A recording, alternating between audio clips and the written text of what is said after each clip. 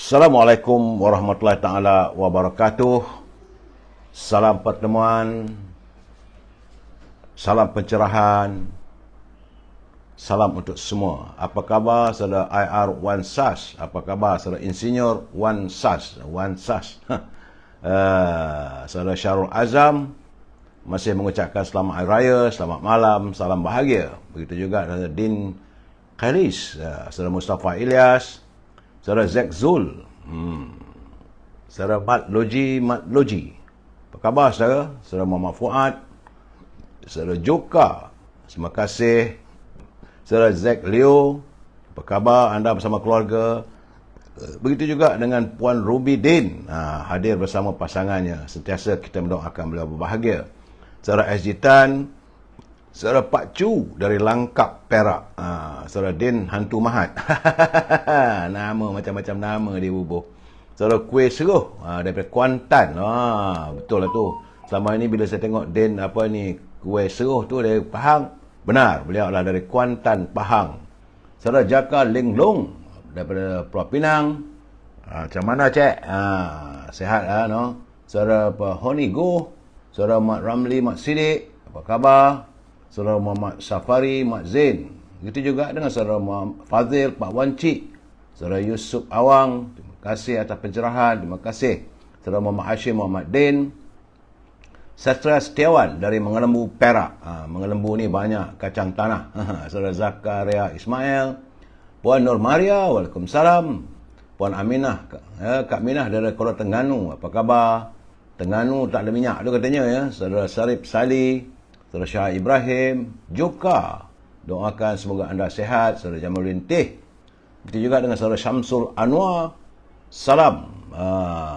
Saudara Arman, selamat Hari Raya, terima kasih. Saudara Muhammad Zulkarnain, Sally Sal, terima kasih Puan.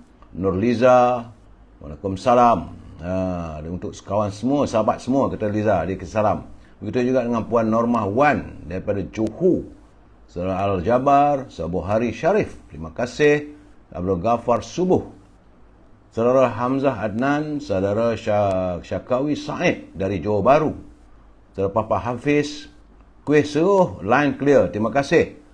Nemi Saad, Paridan Idan, selamat malam.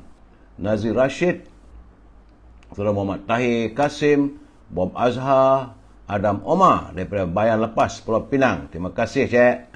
Saudara Farid Ishak, Kopral Darus, apa khabar? Bagaimana Hari Raya saudara?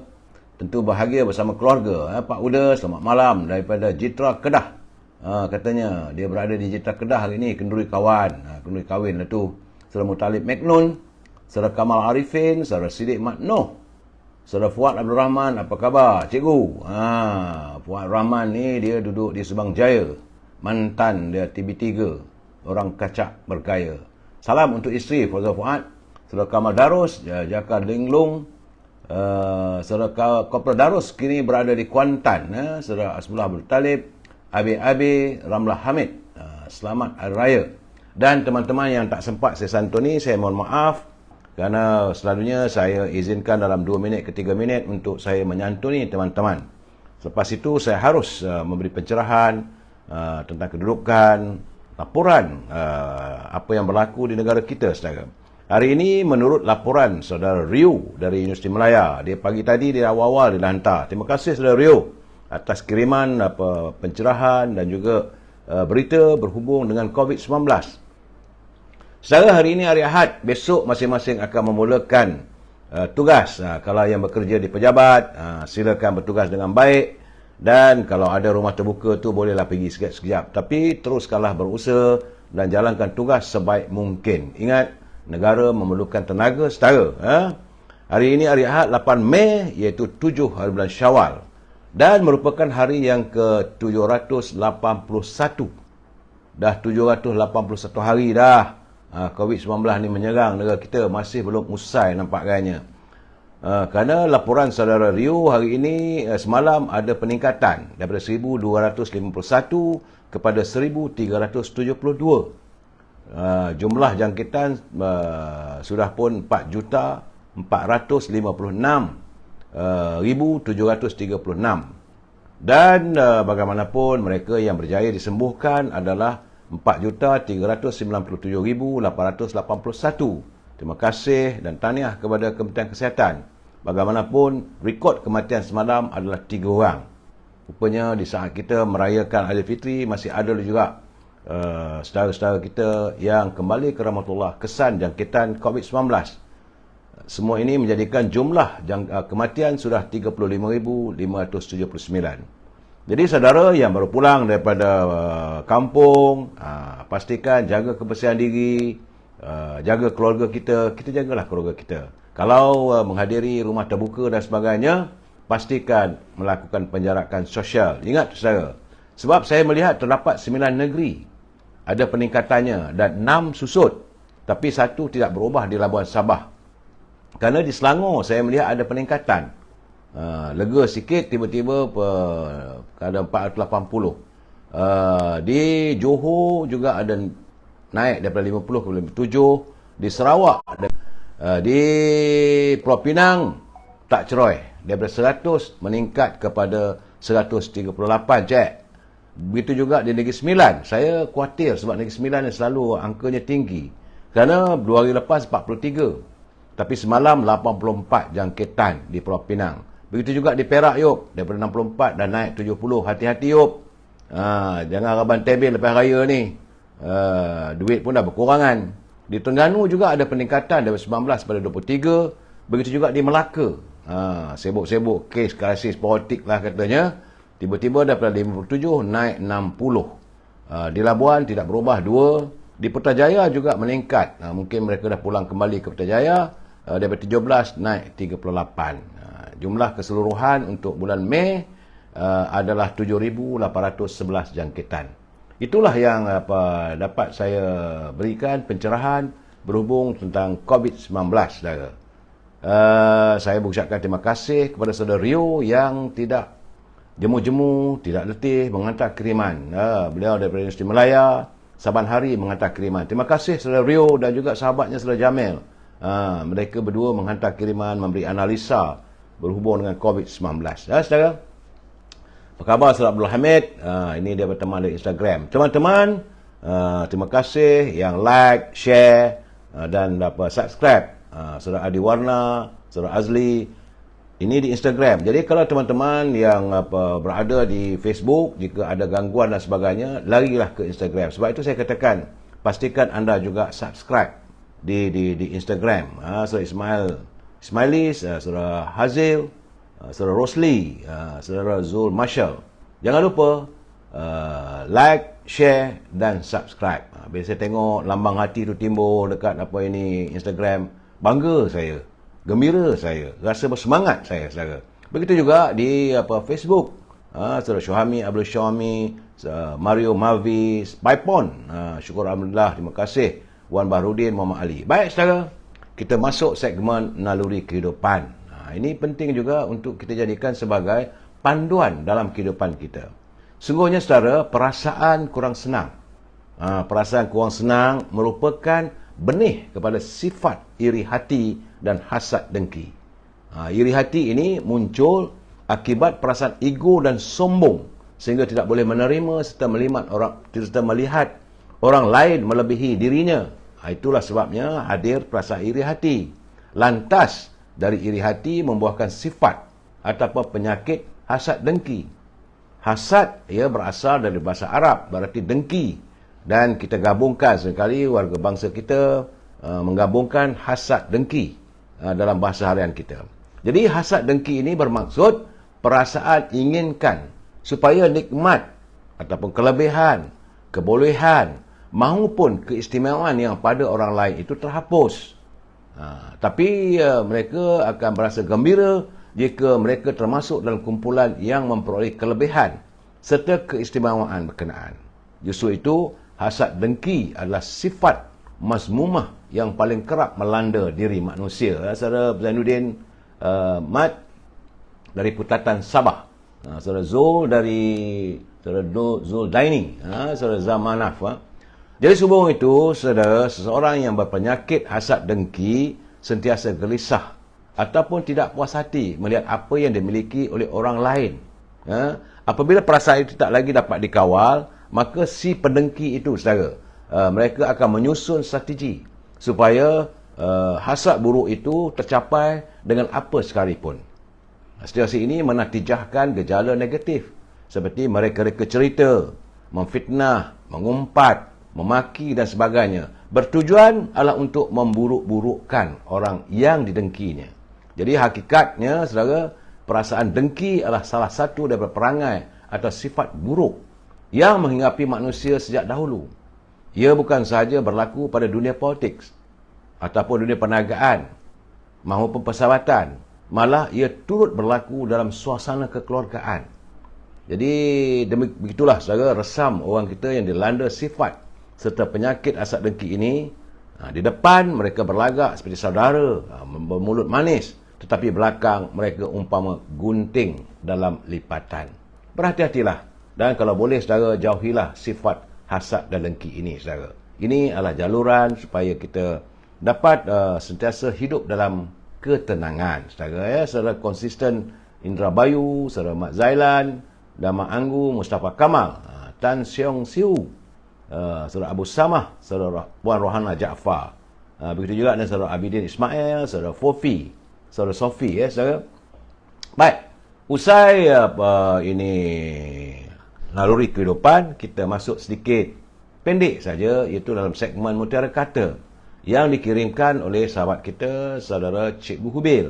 Katanya, kita cenderung menarik segala hasrat atau harapan yang dengan setia kita pertahankan dalam fikiran kita. Ya, kita cenderung menarik segala hasrat atau harapan yang dengan setia untuk kita pertahankan dalam fikiran kita. Namun, pastikan fikiran kita itu mencerna kebaikan untuk ummah. Terima kasih, saudara Cikgu Hibil, atas kiriman Mutiara Kata sebagai perkongsian kita bersama, saudara. Baik, saudara, seperti biasa, hari ini saya mengungkapkan salam Hari Ibu sedunia, saudara. Dan kita berharap supaya pimpinan negara tidak berbelanja tanpa had. Kalau mereka berbelanja tanpa had, maka negara akan muflis. Ya? Tajuk perbincangan kita malam ini ialah ke mana kita sebenarnya. Ini persoalan. Where are we heading? Ke mana matlamat kita? Saudara Mana Talib, Ki Rian, Puan Mariam Putih, Minah Saleh, Anida Shah, Khairul Zaman, saudara. Tapi sebelum saya memberi pencerahan ke mana kita sebenarnya, kita santun dulu pantun Pak Nazil. Kata Pak Nazil, orang tua gigi dah tiada, dipepak lambung, ditelan terus. Jadi ketua tak semesti berada, jangan sombong, jadilah lurus. Jadi ini nasihat Pak Nazil, kalau nak jadi ketua tak semestinya berada, tak semestinya punya wang yang banyak, asalkan jangan sombong dan sentiasa lurus. Itu nasihat daripada Pak Nazil melalui pantunnya. Kemudian katanya lagi, mempelam berbuah di hujung Julai, nam-nam pula pada batangnya. Sesal di luar, rakyat terlalai, terima bala, salah pilihan raya. Itu keadaannya, saudara. Jadi sesal yang di luar oleh rakyat, yang terlalai adalah bala, kesan daripada salah memilih dalam pilihan raya. Itu pandangan Pak Nazil, dan beliau memberi nasihat pada kita berhati-hati. Saudara, Pak Nazil, terima kasih, tanpa culas sentiasa menghantar pantun untuk kita berkongsi bersama. Ya, saudara Alia, saudara Mak Nasir, saudara Mak Nur Yusof, saudara Aziz Mohsin, Puan Esrah Bahari, saudara Bani Sabu, saudara Marza Mak Salim daripada Bintulu, saudara Marza Mak Salim ini daripada Bintulu, Sarawak, saudara. Baik, saudara, usai pantun, kita santun sedikit gedung ilmu. Ini merupakan culipan dan panduan sebagaimana yang digariskan oleh pemimpin terdahulu melalui buku catatan berjudul Pemimpin dalam Ungkapan Melayu. Buku ini diterbitkan oleh Dewan Bahasa dan Pustaka yang dikirimkan kepada saya oleh Tan Sri Johan Jaafar. Ia adalah merupakan buah tangan seorang sastrawan, Ternas Effendi dari Seberang. Katanya bahawa bangsa Melayu amat mengharapkan hadirnya pemimpin yang terdiri daripada mereka yang tidak sakit. Apa maksud yang tidak sakit? Iaitu sentiasa selalu sakit hati, badan sakit, otak pun sakit. Jadi semua kerja tak jadi. Kalau kita punya pemimpin yang sakit, banyak berpenyakit. Bualnya banyak kerja. Bualnya banyak, kerja sedikit. Ya. Hatinya berkarat, tapi akalnya membelit. Kesalahan orang diungkit-ungkit. Itu kalau kita mempunyai pemimpin yang sakit. Jalan bersama, ia menumit, menyengkit-jengkit. Kalau jalan bersama, dia tak mau sederap lah, saudara. Rakyat dikekang, mulut dijahit. Jadi mulut rakyat ni seolah dijahit. Rakyat ni dikekang, tak boleh nak bercakap. Saudara, jika dijadikan pemimpin, rakyat menjerit. Dijadikan tua, umat terhimpit. Dijadikan induk, rakyat tersepit. Memimpin negeri, wabak berjangkit. Ini kata waktu tu dulu. Kalau kita punya pemimpin yang sakit, akhirnya negeri kita yang dipimpinnya menambahkan wabak penyakit. Kita sambung lagi malam besok, saudara.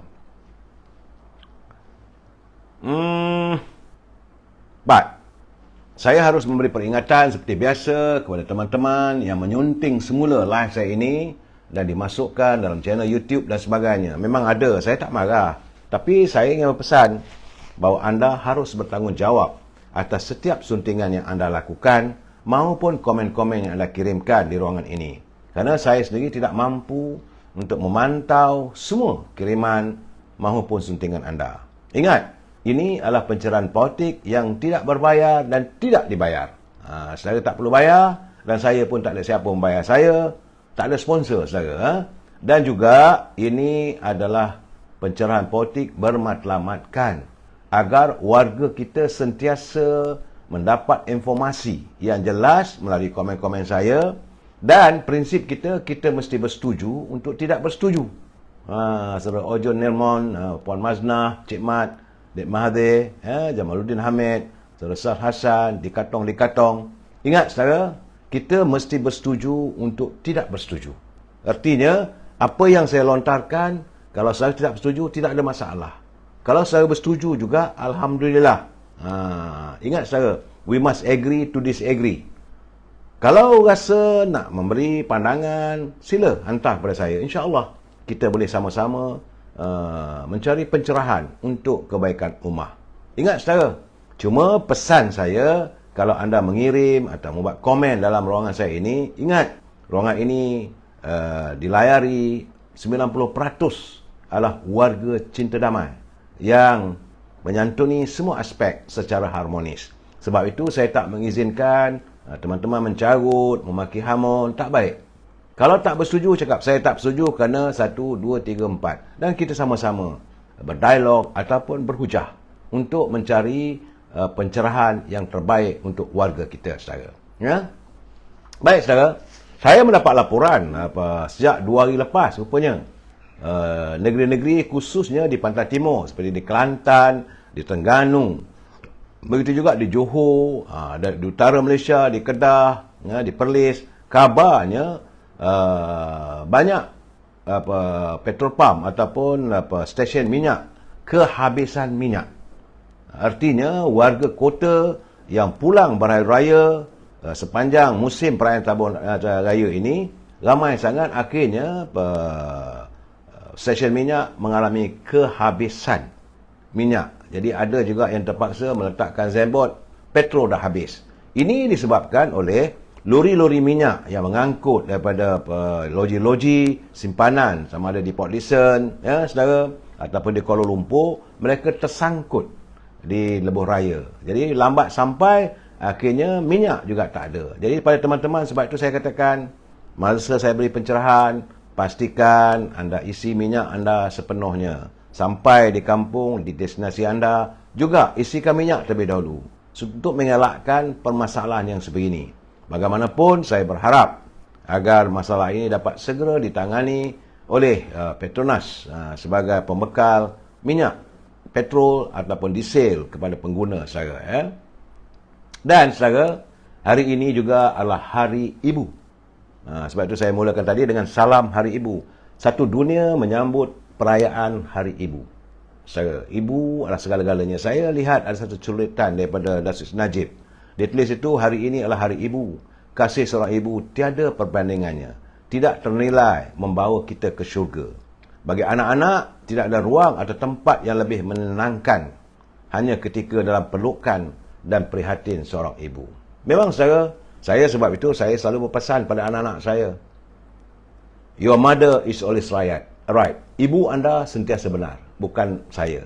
Jadi anda harus mencurahkan kasih sayang kepada ibu. Jasa ibu terlalu besar. Saudara, seorang ibu mampu melihara 10 orang anak. Tetapi 10 orang anak belum pasti mampu memelihara dan menjaga seorang ibu.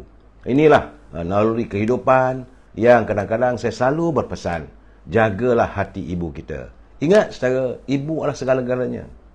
Tidak ada wang, tidak ada kemampuan kita untuk menukar kasih sayang daripada seorang ibu. Setelah ibu tiada, maka segala-galanya tiada. Jadi untuk permulaan malam ini bicara saya terkesan, saya ingin minta izin kepada saudara untuk saya mendeklamasikan satu sajak yang cukup berkesan daripada dulu lagi. Waktu saya di sekolah menengah, saya sentiasa bila ada pertandingan mendeklamasikan puisi dan sajak, saya sering mendeklamasikan sajak. Sajak ini bertajuk Ke Makam Bonda. Karya Allahyarham sastrawan negara Tan Sri Osman Awang. Saudara, sila hayati bait-bait kata-kata yang begitu menyentuh perasaan saya. Saya harap anda juga dapat menghayatinya, iaitu sajak bertajuk Ke Makam Bonda. Izinkan saya mendeklamasikan untuk kita hayati bersama, saudara. Kami menjunjungi pusara bonda, sunyi pagi disinari surya. Wangi berseri puspa kemboja menyambut kami mewakili bonda. Tegak kami di makam sepi, lalang-lalang tinggi berdiri. Dua insan terkapar mati, hanya papan dimakan bumi. Dalam kenangan kami melihat mesra kasih bonda menatap. Sedang lena dalam rahap, dua tangan kaku berdakap. Bibir bonda bersih lesu, pernah dulu mengucupi dahuku. Kini ku rasakan kasihnya lagi, meski jauh dibatasi bumi. Nisan batu kami tegakkan, tiada lagi lalang memanjang. Ada doa kami pohonkan, air mawar kami sirapkan. Senyum kemboja mengantar kami, meninggalkan makam sepi sendiri. Damailah bonda dalam pengabadian, insan kerdil menghadap Tuhan. Begitu bakti kami berikan, tiada sama bonda melahirkan. Kasih bonda tiada sempadan, kemuncak murni kemuliaan insan. Saudara, saya tiap-tiap kali menatap sajak ini, saya tersentuh. Kerana saya kehilangan ibu. Mungkin bagi anda yang masih mempunyai ibu, anda mungkin tak terasa. Tapi bila anda sudah kehilangan ibu, barulah anda tahu hilangnya kasih sayang, hilangnya mutiara kasih yang selama ini kita nikmati. Sebab itu saya berharap agar teman-teman pelihara semua, jagalah ibu anda dan santunilah mereka. Ya, saudara perindu kristal, salam daripada Batu Pahat. Saudara, ingat saudara, pesan saya, apabila anda ketiadaan ibu, tiada ganti. Carilah, biar 1000 wanita, biar 1 juta wanita dalam hidup anda, anda tidak akan bertemu seorang ibu yang kasihnya begitu murni dan suci. Ingat saudara, sedap di mana pun anda makan, makanlah di mana pun, semahal mana pun anda makan. Tidak mungkin anda dapat makanan sesedap masakan ibu. Biarpun hanya sekadar nasi dan ikan masin. Biarpun hanya ikan kembung yang digoreng ataupun kari ikan sepat. Tapi sedapnya mengatasi tempat main. Terima kasih Wan Azmi. Saya tak boleh. Saya bila bercakap soal mak ni, ibu saya sedih. Sebab itu saya marah kalau orang yang tidak mengenang jasa ibunya. Saya akan marah kalau mereka melalaikan tugas dan tanggungjawab. Dan pastinya saya lebih marah lagi kalau anda bersifat bakhil atau kedekut dengan ibu. Ibu kita ni, kalau saya lihat, waktu kita kecil-kecil dulu, waktu dia makan, dipepahnya sedikit, tetap disuap ke mulut kita. Tapi bila kita besar, kita menjadi orang besar, kita mempunyai kekayaan, kadang-kadang kita lupa pada ibu. Sebab itu kadang-kadang saya cakap terus terang, saya merasa cemburu melihat ada teman-teman yang berkesempatan membawa ibu mereka makan di restoran besar, di hotel-hotel. Nikmat itu tidak ada pada saya. Saudara? Jadi saya harap saudara sempena hari ibu ini, santunilah, jagalah ibu anda sebaik mungkin.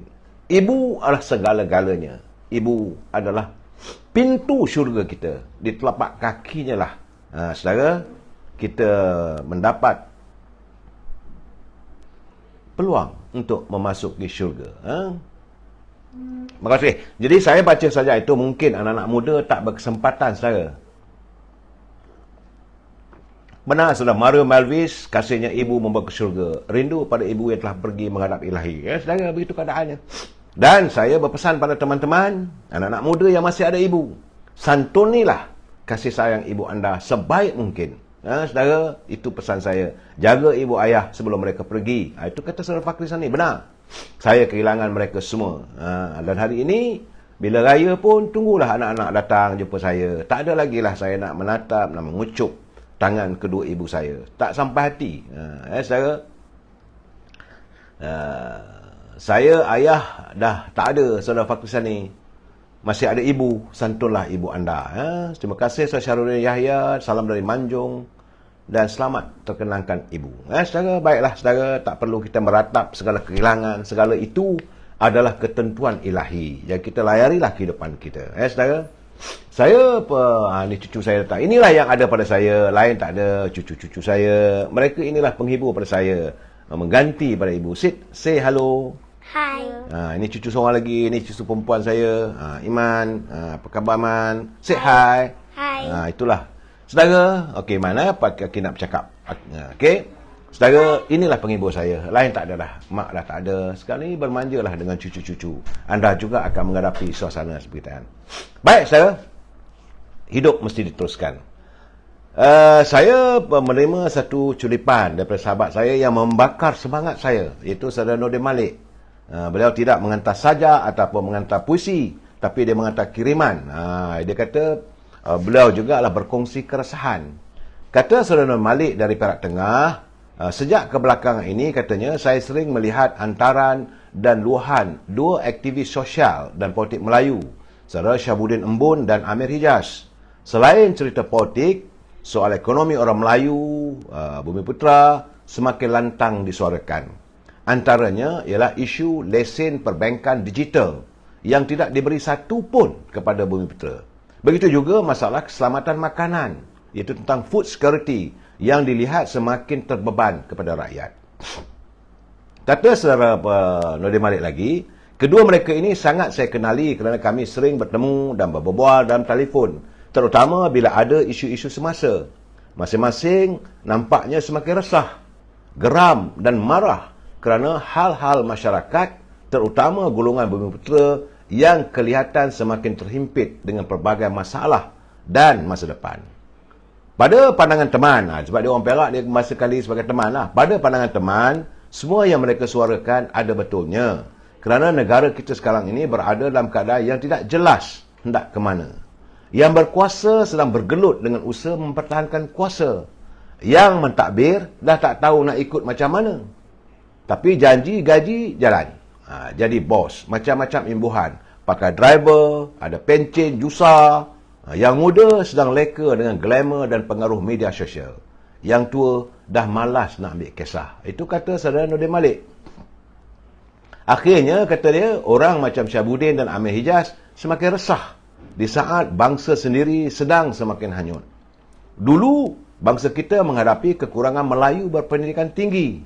Tapi kini, kita berhadapan dengan masalah terlalu ramai Melayu yang berpendidikan teori tinggi katanya. Memang pun ramai orang yang ada teori tapi tinggi. Apapun katanya, teruskanlah perjuangan kalian abang-abang nasionalis semua. Tiada istilah untuk mengalah dalam kamus hidup kita. Kita mungkin bukan pahlawan yang didendang, tapi kita bahagia kerana sanggup berjuang dan menanggung risiko yang tinggi kerana berani berjuang. Walk the talk, no more NATO, no action, talk only. Selamat berjuang sahabat saya, Syabudin Embun dan Amir Hijaz. Terima kasih Saudara Malik Nordin atas kiriman tersebut, yang saya rasakan bahawa inilah memberi semangat kepada saya untuk menerus perjuangan, memberi pencerahan dan mengingatkan warga bangsa kita, saudara. Baik, saudara. Sejak semalam, saya melihat tular di media sosial bagaimana seorang lelaki dari Shenandoah di Vanuatu, China akhirnya mendapat kewarganegaraan Malaysia. Katanya dalam kiriman sebut siap boleh tukar nama. Umur pun dimudahkan 15 tahun berbanding umur asal yang didaftarkan dalam pasport yang dikeluarkan pada 28 Oktober 2018. Mungkin ini juga ada penjelasan lanjut dari pihak yang bertanggungjawab. Jadi menurut saudara Rafiq Awang Kecil, dia kata pendedahan ini tahun 2019. Jadi ada tindakan atau tidak dari PDRM dan JPN. Itu persoalannya. Kerana berapa ramai lagi kah kita harus menerima pendatang-pendatang dari tanah besar diberikan kewarganegaraan di zaman Pakatan Harapan memerintah. Mungkin pihak polis telah pun menangkap dalangnya. Tetapi bagaimana dengan taraf warga negara mereka? Seharusnya wajib ditarik balik. Dengan apa yang berlaku hari ini, rakyat masih lagi seolah-olah menyokong tindakan mereka itu. Aduh, sakit katanya. Ini gambaran saudara Rafi. Saudara. Jadi persoalan yang kita utarakan adalah tentang kewarganegaraan daripada warga asing yang begitu mudah mendapat kad pengenalan dan pendaftaran. Katanya lah, saya nampak tu ada kiriman tu sebagai contoh, saya pun terkejut. Ada kad pengenalan biru lagi tu, bukannya merah. Jadi ini semua adalah disebabkan oleh adanya wujudnya dalang-dalang ataupun petualang bangsa. Mereka sanggup menggadaikan segala-galanya demi untuk mendapat sumber kewangan dan kekayaan peribadi. Jadi kepada teman-teman yang bertugas, saya haraplah, kembalilah, insaflah. Negara memerlukan anda sebagai pegawai kerajaan yang benar-benar mempunyai integrasi, mempunyai kualiti dan insaf. Bahawa ini bumi yang kita pijak, wajib kita pertahankan sehingga ketitisan darah terakhir. Ya, saudara Pak Amir, saudara Pak Tamli, kepada Zainal, saudara Jalil Marasa, saudara Zali, saudara teman daripada Instagram, kalau tak disantuni marah pula mereka. Yang saya harap adalah like and share, saudara. Itu tentang masalah kad pengenalan. Mereka harus disiasat. Walaupun pihak polis telah pun melakukan serbuan demi serbuan, tapi nampak gayanya kadang-kadang masih wujud lagi. Jadi diharapkan mereka, saya rasa cara yang paling tepatlah memberi kesedaran. Sedarlah, insaflah. Ini bumi kita yang wajib kita pertahankan. Jangan mudah kita membuka pintu negara ini kepada orang asing yang kita tak tahu hasrat, asal dan sebagainya. Saudara Hazlim, Saudara Rosli Yunus, Saudara Nasir. Begitu juga Puan Hajah Jaharah, Mak Rifah, Maha Karman. Terima kasih, saudara. Baik, saudara. Presiden UMNO dalam kenyataannya, Yang Berhormat Datuk Seri Zahid Hamidi menyatakan bahawa UMNO Barisan Nasional tetap akan bertanding secara solo dalam PRU 15 nanti. Sepatutnya perkara ini difahami oleh pimpinan yang lain. Sebab menurut Datuk Seri Zahid, dia kata dia nak cari, kalau nak berkawan pun biarlah yang jujur, yang setia, yang bukan main 2-3 kolam. Jadi kita pun mengharapkan agar Tan Sri Noh Omar selaku pengurusi perhubungan UMNO Selangor, selaku pengurusi perhubungan Saudara Sofi, wajib tarik balik. Betul. mereka yang menjual pasport dan sebagainya. Jadi UMNO tidak akan bekerjasama dengan PAS dan Muafakat Nasional sudah pun ternoktah. Itu sebenar-benarnya. Jadi saya ingin mengulas sedikit malam ini. Dan saya suka menuturkan serangkap pantun kepada Tan Sri Nur Omar. Apa diharap padi seberang, entahkan subur, entahkan gersang. Apa diharap budinya orang, entahkan jujur, entahkan petualang. Jadi saudara Nur Omar kena ingat, saya faham hasratnya sebab dulu waktu kita ada Muafakat Nasional, beliau telah mewujudkan satu pact ataupun satu kerjasama antara pimpinan UMNO dan PAS di Selangor dengan harapan untuk mencapai mendapat kejayaan dalam pilihan raya akan datang.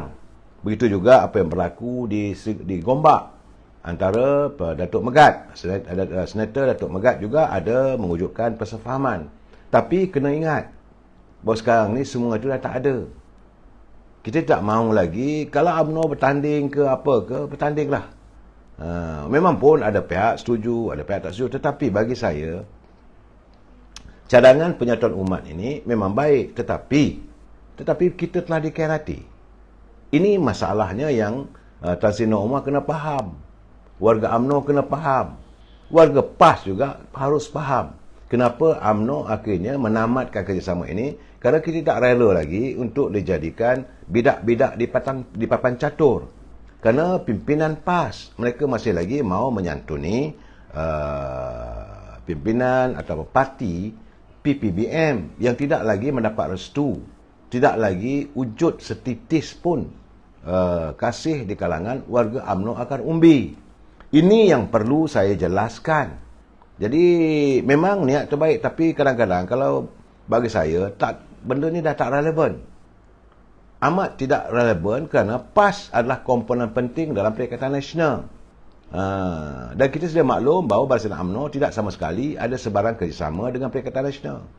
Jadi gaya ataupun cara politik matlamat menghalalkan cara ini tak sesuai. UMNO bukan parti yang hipokrit. Jadi saudara Tan Sri Nur Omar, sahabat saya Senator Megat, kita nak menang pun biarlah kita menang secara bermaruah. Bukan menggantungkan harapan pada orang yang tak menentu, yang kita tak tahu sejauh mana kejujuran mereka. Cukup-cukuplah, sudah dah.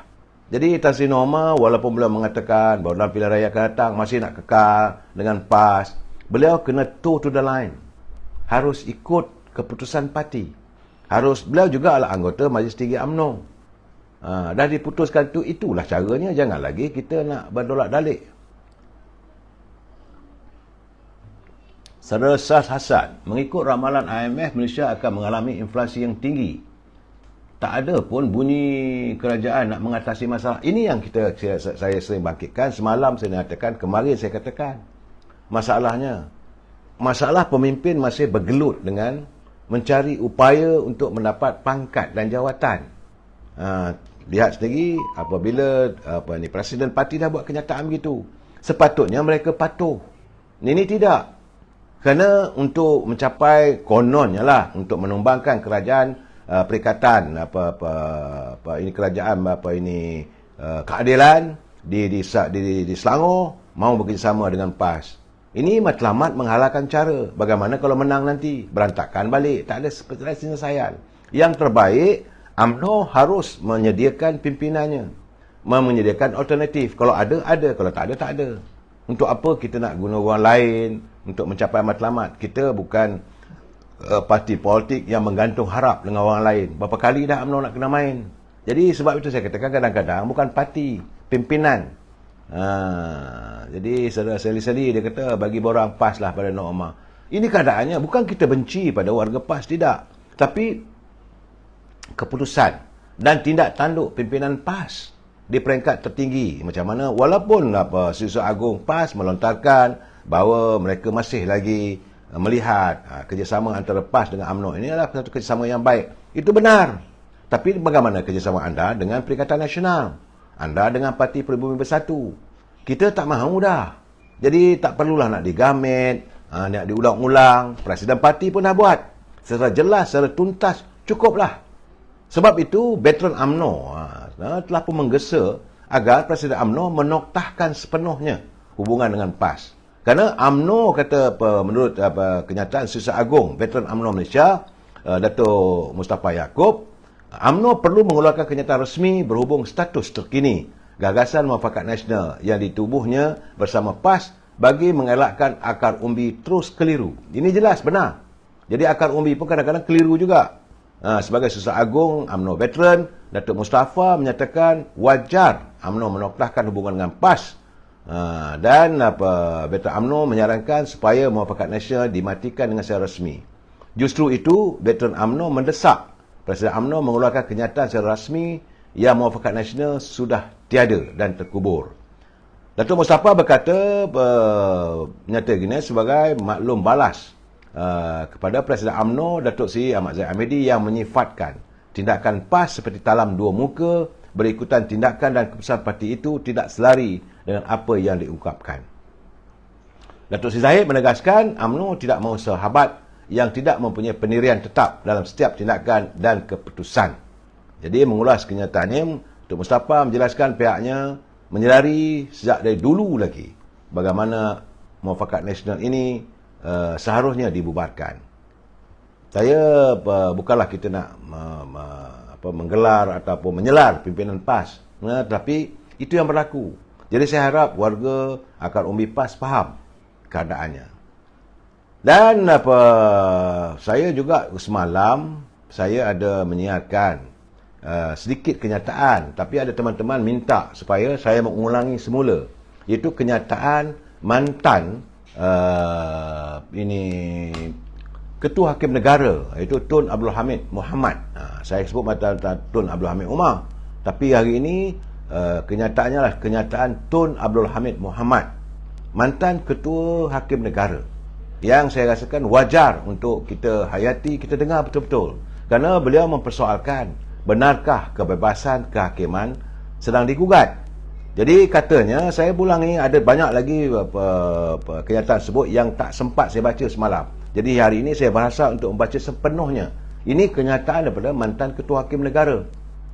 Katanya semenjak Raja Petra menerbitkan artikelnya pendedahan yang mengejutkan tentang konflik kepentingan hakim dalam pembicaraan Najib Nazlan terdedah pada 14 Mac dalam blognya Malaysia Today, kita hanya membaca pandangan sebelah pihak mengenai isu-isu itu, sama ada dari kenyataan akhbar oleh Ketua Pendaftar, Majlis Peguam, Pengurusi dalam Timbalan Pengurusi DAP, Ketua Hakim Negara, Majalah The Age Malaysia maupun daripada Dr. Syad Salim Faruqi. Ya. Dalam artikel ini katanya saya memberikan pandangan sebelah lagi dengan tujuan semata-mata untuk memberikan hujah kedua-dua belah pihak kepada orang ramai supaya mereka berada dalam kedudukan yang lebih baik untuk membuat keputusan mengenai isu tersebut. Saya tidak mengatakan saya betul dan mereka salah, Raja Petra betul dan Hakim Mak Nazlan salah, atau sebaliknya. Jadi merujuk pada kenyataan Majlis Peguam dan laporan The Age Malaysia, dikatakan bahawa Raja Petra dan ahli politik, terutamanya penyokong Datuk Seri Najib, sedang menggugut badan kehakiman. Sama ada itu benar atau tidak, tidakkah boleh dihujahkan bahawa mereka juga menggugat ataupun mengugut SPRM dalam menjalankan tugasnya. Ini kata mantan Ketua Hakim Negara. Majlis Peguam seolah-olah lupa bahawa SPRM lah yang menyiasat Datuk Seri Najib dan membawa kepada sabitan kesalahannya. Sekarang hanya kerana dakwaan dibuat terhadap hakim yang telah mensabitkan Datuk Seri Najib, sabitan yang mereka takut kiranya diketepikan, mereka melompat membelanya dan meragui kredibiliti SPRM. Majlis Peguam menuntut penyiasatan setara dijalankan oleh pihak berkuasa terhadap laporan polis yang dibuat oleh Hakim Muhammad Nazlan, bahawa tidak sepatutnya ada double standard dalam mendekati perkara ini, bahawa siasatan SPRM melanggar doktrin penghasilan kuasa, bahawa ia menjejaskan kebebasan badan kehakiman, bahawa ia tidak berperlembagaan dan ia harus ditangani di bawah perkara 125 perlembagaan. Soalnya sekarang ni, sekiranya Hakim Muhammad Nazlan membebaskan Datuk Seri Najib, adakah Majlis Peguam akan mengeluarkan kenyataan yang sama? Itu yang ditanya oleh mantan Ketua Hakim Negara. Saudara, Jadi tidak perlu dikatakan bahawa laporan polis Hakim Muhammad Nazlan dan laporan yang dibuat terhadap Hakim Muhammad Nazlan mesti diberi penyiasatan yang setara. Dan saya pasti mereka sedang diberikan. Tetapi dengan menuntut penyiasatan setara diberikan kepada laporan Hakim Muhammad Nazlan, tapi cuba menghalang siasatan dijalankan terhadap laporan terhadap Hakim tersebut, tidakkah Majlis Peguam mengamalkan double standard? Kata mantan Hakim itu lagi, saya menerima beberapa mesej WhatsApp dan email, semuanya daripada bukan peguam, yang bertanya soalan yang sama. Adakah menyalahi doktrin penghasilan kuasa bagi SPRM menyiasat Hakim? Ia menunjukkan bahawa bukan peguam pun mendapati pandangan Majlis Peguam itu pelik. Hakim tidak terkecuali daripada undang-undang. Perlukah saya berkata lebih daripada itu kepada Presiden Majlis Peguam? Soalannya. Jadi Majlis Peguam juga mengatakan bahawa siasatan itu menjejaskan kebebasan badan kehakiman. Puan Presiden, ini kata mantan Hakim sebut, kebebasan badan kehakiman tidak termasuk kebebasan untuk melakukan jenayah dan daripada disiasat mengenainya. Majlis Peguam juga mengatakan bahawa siasatan itu tidak mengikut perlembagaan. Saya ingin tahu di bawah peruntukan manakah ia tidak berperlembagaan. Presidennya merujuk pada perkara 125. Saya menggesa beliau membaca semula peruntukan itu.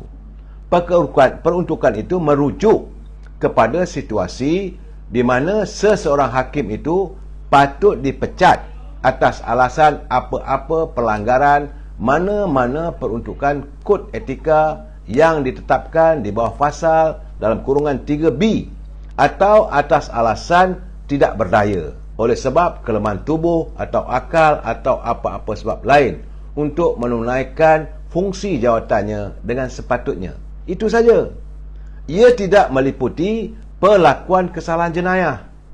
Sebaliknya, SPRM, itu Suruhanjaya Pencegahan Rasuah Malaysia, dan pihak polis hanya mempunyai kuasa untuk menyiasat kesalahan jenayah di bidang kuasa masing-masing dan bukan perkara yang disebut dalam perkara 125. Jadi walaupun Dr. Syad Salim Faruqi cuba meluaskan liputan perkara 125, saya tidak fikir boleh tidak bersetuju dengan dua ayat terakhir itu. Kata mantan Ketua Hakim sebut, saya merujuk pada dua kenyataan akhbar oleh Ketua Pendaftar Mahkamah Persekutuan. Atas sebab apa pun, tiada dakwaan sedemikian pernah dibuat terhadap mana-mana hakim dalam tempoh 50 tahun yang lalu. Jadi, reaksi Badan Kehakiman dengan mengeluarkan kenyataan akhbar itu juga adalah yang pertama. Jadi saya percaya Ketua Pendaftar tidak akan mengeluarkan kenyataan sedemikian, melainkan diarahkan oleh Ketua Hakim Negara.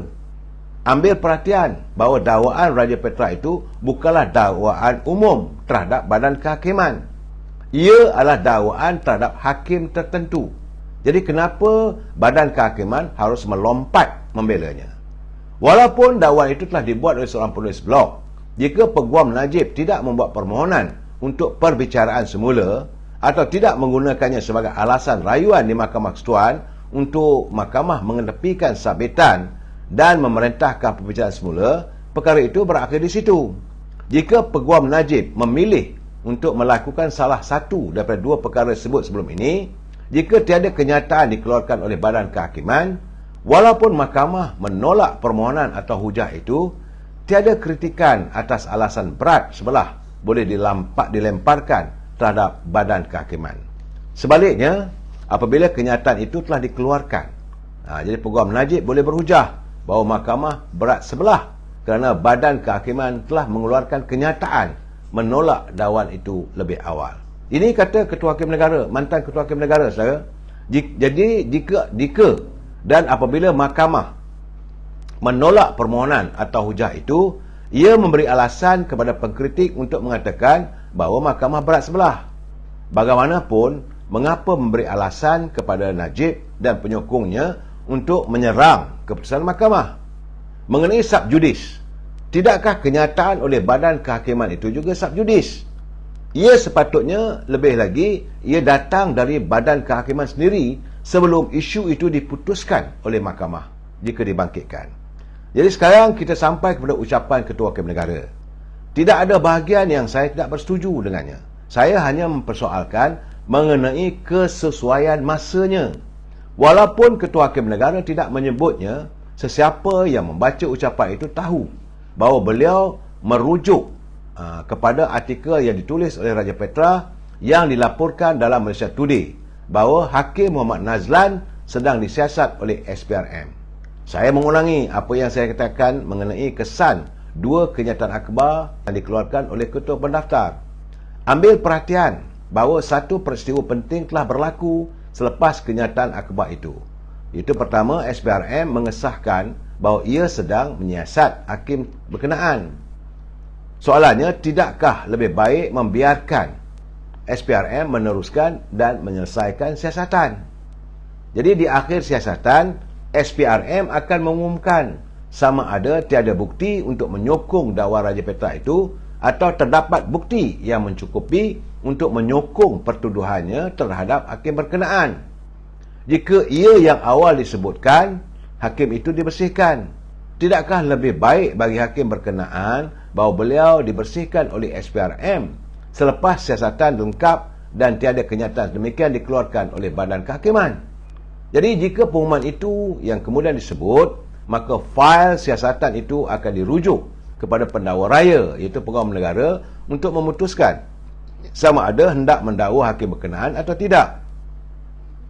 Jika berdasarkan keterangan pendakwa raya memutuskan untuk tidak membuat pertuduhan, perkara itu tamat di situ. Dan jika beliau memutuskan sebaliknya, proses pembicaraan bermula, sama ada hakim itu dibersihkan atau tidak. Jadi tiada kritikan boleh dilemparkan terhadap Ketua Hakim Negara. Beliau tidak boleh dituduh cuba mengganggu siasatan oleh SPRM. Jadi sekiranya saya dituduh pro Najib, biarlah saya jelaskan bahawa saya tidak kisah walaupun Datuk Seri Najib terpaksa menghabiskan sisa hidupnya di penjara dengan syarat beliau mendapat perbicaraan yang adil.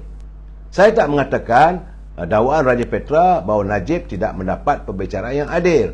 Ada merit atau tidak, itu untuk mahkamah memutuskannya. Saya tidak mengatakan dakwaan Raja Petra dan laporan bahawa Hakim Muhammad Nazlan terlibat dalam skandal kewangan YMDB benar atau tidak, maupun sama ada laporan Hakim Muhammad Nazlan terhadap Raja Petra ada merit atau tidak. Itu hanya diketahui selepas SPRM selesai siasatan terhadap kedua-dua dakwaan laporan itu.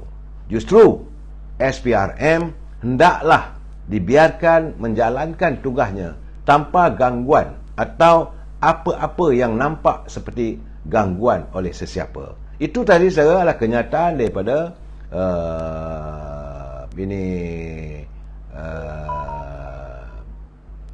Tun Abdul Hamid, mantan Ketua Hakim Negara, yang wajar kita ikuti. Dia pihaknya tidak bersetuju kalau ada orang nak buat demonstrasi dan sebagainya yang mempersoalkan tentang Badan Kehakiman dan sebagainya.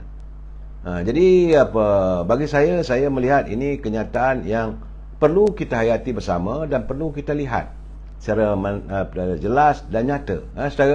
Dan saya juga mendapat satu kiriman ini daripada seorang peguam. Beliau lah bukan seorang peguam, tapi orang panggil dia peguam dia Apek.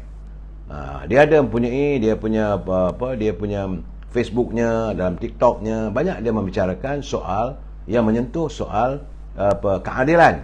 Jadi ulasan Apek Cina dulu itu. Sebagai peguam katanya, saya tidak mengkritik institusi kehakiman dengan memberikan pandangan peribadi secara am di media sosial. Justru saya hanya meletakkan fakta saja yang saya perolehi melalui media awam untuk pemahaman ramai tentang kehakiman kita. Seorang hakim Mahkamah Rayuan membuat surat sumpah akuan bahawa terdapat salah laku di kalangan ahli-ahli kehakiman yang bersubahat dengan swasta untuk menipu kerajaan. Jadi Ketua Hakim Negara berkata beliau akan membuat laporan SPRM jika terdapat tuduhan rasuah. Jadi dulu ada satu kenyataan begitu, maka seharusnya dilaksanakanlah. Jadi kemudian kehakiman tidak melakukan siasatan atas tuduhan di atas, kerana pihak polislah pun melakukan siasatan untuk mengelakkan berlakunya konflik of interest. Ketua Putrajaya SPRM satu ketika dulu itu Latifah Koya, dia berkata bahawa SPRM menyiasat terdapat 20 aduan rasuah di Jabatan Kehakiman. Jadi faktanya Badan Peguam Negara tidak membuat bantahan atas siasatan SPRM ke atas hakim-hakim masa itu. Jadi soal sekarang ni, kenapa sekarang ni dipersoalkan pula? Zaman waktu Latifah Koya melakukan siasatan terhadap 20 badan kehakiman, diam. Jadi siasatan terhadap SPRM terhadap Hakim Muhammad Razlan katanya tidak mengikut perlembagaan dan menjejaskan kebebasan kehakiman Badan Peguam Malaysia. Itu kata Badan Peguam Malaysia. Macam mana pula? Dan Datuk Seri Anwar Ibrahim katanya mengkritik siasatan SPRM terhadap Datuk Mazlan dan menyifatkan ia melanggar prinsip pengasingan kuasa. Tang mana yang dilanggar? Jadi faktanya bagi setengah pihak, sewaktu Pakatan Harapan dulu, seseorang hakim Mahkamah Rayuan boleh disiasat oleh SPRM dan PDRM. Itu faktanya. Dan sekarang siasatan SPRM terhadap seorang hakim Mahkamah Rayuan dikatakan melanggar kebebasan kehakiman. Jadi macam mana? Hakim Mahkamah Rayuan disebut sekarang adalah yang arif, hakim yang menyabitkan hukuman terhadap Datuk Seri Najib dalam kes SRC. Jadi faktanya Ketua Hakim Negara yang disebutkan di atas adalah Tengku Maimun. Dia katanya saya tidak memberikan pandangan apa-apa. Saya sekadar menyatakan fakta untuk kita pembacaan dan berbicara tuan-tuan dan puan-puan. Saya menghormati institusi kehakiman dan tidak akan mengkritik institusi kehakiman. Jadi apa yang dinyatakan oleh APEC Cina tadi itu, dia menjelaskan. Dia menyatakan dulu SPRM boleh siasat zaman Latifah Koya. Kenapa hari ini mereka bangkit untuk menentang dan sebagainya. Itu keadaannya. Jadi kita mengharapkan fiasko ataupun permasalahan berhubung dengan isu hakim ini hendaklah segera diselesaikan. Kita mengharapkan supaya warga bangsa kita, rakyat dapat melihat keadaan ditegakkan. Saudara. Baik saudara, dalam keadaan begini saya ingin menyantuni sedikit permasalahan tentang apa yang bakal dihadapi oleh UMNO. Kita akan UMNO akan mengadakan persidangan ataupun mesyuarat perwakilan EGM itu luar biasanya pada 15 Mei ini. Tetapi sudah ada tulisan yang menyatakan bahawa warga UMNO perlu melihat apakah serangan-serangan yang akan dilakukan oleh pihak-pihak yang tidak senang dengan pengujutan ataupun keberhasilan mengadakan Perhimpunan Agung Khas. Dalam keadaan begini saudara, saya lihat banyak lagi ceritanya, tapi mungkin malam besok saya akan cuba mencerahkan lagi macam mana tentang fitnah dan sebagainya. Tetapi masalah yang kita lihat yang berada di hadapan kita adalah tentang usaha untuk memastikan UMNO itu diharamkan. Seandainya adanya persidangan Agung Khas itu terlaksana, kerana katanya melanggar kendak-kendak atau ketetapan daripada pertubuhan pendaftar pertubuhan. Jadi dalam keadaan sekarang ni sebab itu saya merasakan bahawa apa yang ditulis oleh dua orang sekarang ni, sebenarnya mereka menghantar kiriman dalam media sosial yang mempertikaikan usaha untuk mengadakan mesyuarat Agung Khas ini, katanya adalah melanggar prinsip dan sebagainya. Jadi dalam keadaan begini saya mengharapkan agar sebagaimana kata Rafi Awang Kecil, bila melihat tingkah laku ROS menjelang PAU Khas UMNO 15, adakah kemungkinan UMNO sekali lagi akan diharamkan seperti berlaku pada tahun 1987? Benar, PAU UMNO baru ini telah meluluskan, PAU itulah Perhimpunan Agung UMNO, telah meluluskan pindahan perlembagaan. Tapi ROS mungkin akan menerimanya untuk tahun akan datang. Tapi UMNO harus mengadakan pemilihan sebelum tamat tempoh, iaitu sebelum November 2022. Jadi ini bermakna usaha pihak-pihak tertentu yang mahukan pemilihan awal sebelum PRU 15 ini akan terlaksana. Puak-puak yang merancang ini mereka takut kerana nama mereka akan tercicir sebagai calon PRU 15. Persoalannya, ini perancangan mereka, pertama sekali adakan pemilihan awal. Dan sekiranya gagal, harap ke UMNO dan tubuh Jawatankuasa Penaja. Jadi kita mengharapkan, itu tulisan daripada saudara Rafiq Awang Kecil, dia mengharapkan agar Perdana Menteri dapat campur tangan dalam soal ini saat anda punya kuasa. Saya nak bagi tahu, macam saya katakan semalam, perancang-perancang ini mereka lakukan tidak lain tak bukan hanya semata-mata untuk menyelamatkan diri mereka saja. Mereka tidak fikir bahawa ini adalah merupakan ancaman terhadap parti juga. Saya nak jelaskan kepada para pemimpin ataupun mereka yang sedang berlegar di anjung kuasa, yang masih mahu mempertahankan kuasa, UMNO tidak akan selamat seandainya anda semua masih dipilih sebagai calon. Kerana warga ataupun rakyat sudah pun semakin benci melihat polemik ataupun politik yang anda lakukan apabila masalah rakyat tidak disantuni. Secara tadi saya dah menyatakan bahawa ada laporan IMF bahawa kita bakal menghadapi kesulitan apabila hyperinflasi bakal melanda dunia. Ia bukan hanya menyerang negara kita, ialah menyerang dunia. Apa yang dilakukan oleh pimpinan hari ini? Sebab itu, mereka ini saya lihat masih lagi berlegar mencari kuasa dan pengaruh. Sedangkan dalam waktu yang sama, kita melihat bagaimana parti keadilan sudah pun mula menyantuni warga mereka untuk mewujudkan ketumbukan perpaduan yang jitu walaupun ada pertandingan jawatan timbalan presiden. Hanya masalahnya jawatan timbalan presiden tetapi diwawarkan di seluruh negara bahawa parti keadilan masih hidup dan masih lagi mempunyai pengaruh lebih daripada 1 juta warganya. Bagaimana dengan UMNO yang walaupun keahlian kita 3.7 juta, tapi kalau kita masih berantakan, masih lagi mahu mengekalkan muka-muka, wajah-wajah mereka yang rakyat dah benci. Wajah-wajah inilah yang akan meletakkan UMNO dalam keadaan yang cukup sukar. Saya nak bagi tahu terus terang, kalau anda letakkan seorang pemimpin itu kembali untuk bertanding, sedangkan dia dibenci, dia didendami oleh rakyat, terdapat lebih kurang 4-5 orang ni. Kalau 4-5 orang ini masih dikekalkan, ia akan menjangkit di negeri-negeri lain. Kesan daripada mereka ini dipilih sebagai calon. Contohnya si Polan, saya tak nak sebut nama lah, dia bertanding di satu kawasan. Okey, sedangkan rakyat benci, rakyat tahu latar belakang dia, bagaimana politik dia. Jadi kerana dia dipilih lagi sebagai calon, walaupun mungkinlah kata dia bertanding di Teluk Intan, kerana dia diletakkan bertanding di Teluk Intan, rakyat benci pada dia, maka ia akan menjangkit ke negeri Johor, ia akan menjangkit ke Sabah, ia akan menjangkit kepada Kelantan, di Terengganu, di Perak dan negeri lain kerana kebencian terhadap calon tersebut.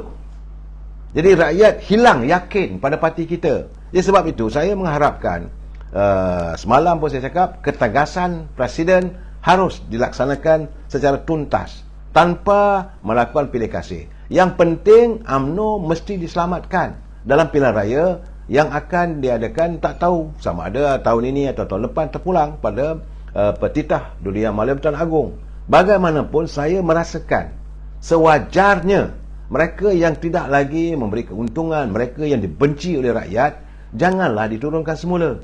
Apatah lagi kalau nak bergabung dan sebagainya, dengan konon-konon nak adakan kemah tu, kemah ini, bergabung pula dengan puak-puak yang melompat. Seandainya UMNO melakukan tindakan ini, maka UMNO juga akan ditolak di semua kawasan. Bukan satu kawasan saja, di semua kawasan yang lain. Kenapa? Kerana rakyat hilang keyakinan. Rakyat sudah hilang kepercayaan bahawa UMNO mampu untuk melakukan islah dalam kepimpinan. Kita jumpa lagi malam esok. Wabillahi taufiq hidayah. Assalamualaikum warahmatullahi wabarakatuh. Selamat malam.